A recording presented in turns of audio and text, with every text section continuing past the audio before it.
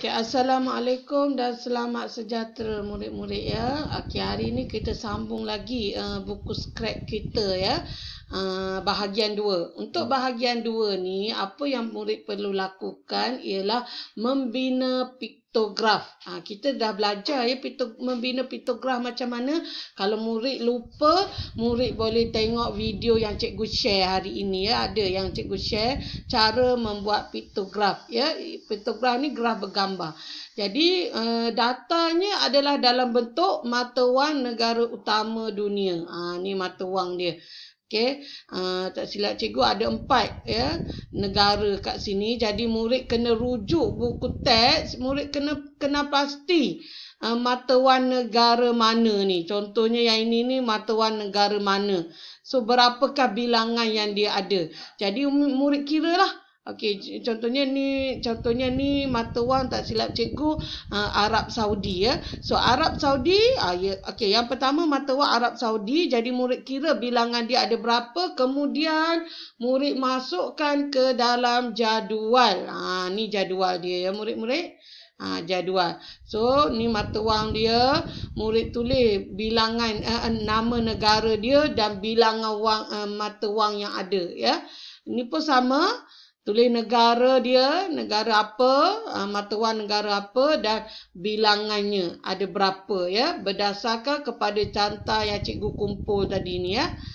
Data yang cikgu beri ni murid masukkan ke dalam jadual ni.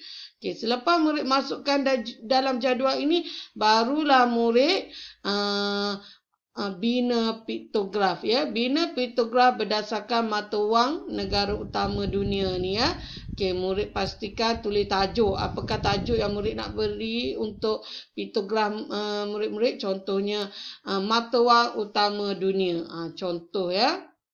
Kemudian murid tulis mata wang negara mana, kemudian murid buatlah mata wang. Contohnya ada bilangan berapa, murid wakilkan dalam bentuk simbol ya. Sebab piktograf ni adalah graf bergambar. Jadi bilangannya dalam bentuk gambar kan. Kita ada buat hari tu. Kalau nasi lemak kita buat gambar nasi lemak. Kalau orang kita buat gambar orang. Kalau pensel kita buat gambar pensel. Jadi yang ini mata wang, murid boleh pilih sama ada nak guna bentuk, nak guna simbol apa pun tak apa ya. Okey, kemudian murid jangan lupa perwakilan, petunjuk. Maksudnya satu simbol yang murid gunakan tu mewakili berapa bilangan mata wang, bilangan wang yang ada ya, berdasarkan data yang tadilah ya, berdasarkan data yang murid kumpulkan tadi ya, daripada data mentah ni murid kumpulkan dalam bentuk jadual, kemudian murid buatkan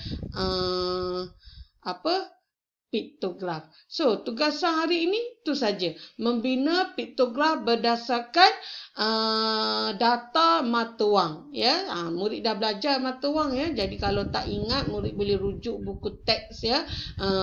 Mata wang, nama-nama mata wang ya dan negara mana. Okey. So, itu saja murid kena siapkan 3 muka surat ini dan ingat kita akan combinekan ya, kita akan campurkan nanti sekalikan dengan buku scrap buku scrap bahagian pertama hari Selasa hari tu yang ada cover depan, perhargaan, isi kandungan, objektif dan pengenalan. Yang ni kita kita sekalikan ya. Okey, itu saja untuk hari ini. Terima kasih. Cikgu harap murid siapkan ya buku scrap bahagian 1 hari Selasa hari tu dan sekarang buku scrap bahagian 2. Ya, jadi kita akan compilekan dan di akhir nanti kita akan dapatlah buku scrap dataku. Okey ya. Okey, itu saja. Terima kasih. Assalamualaikum.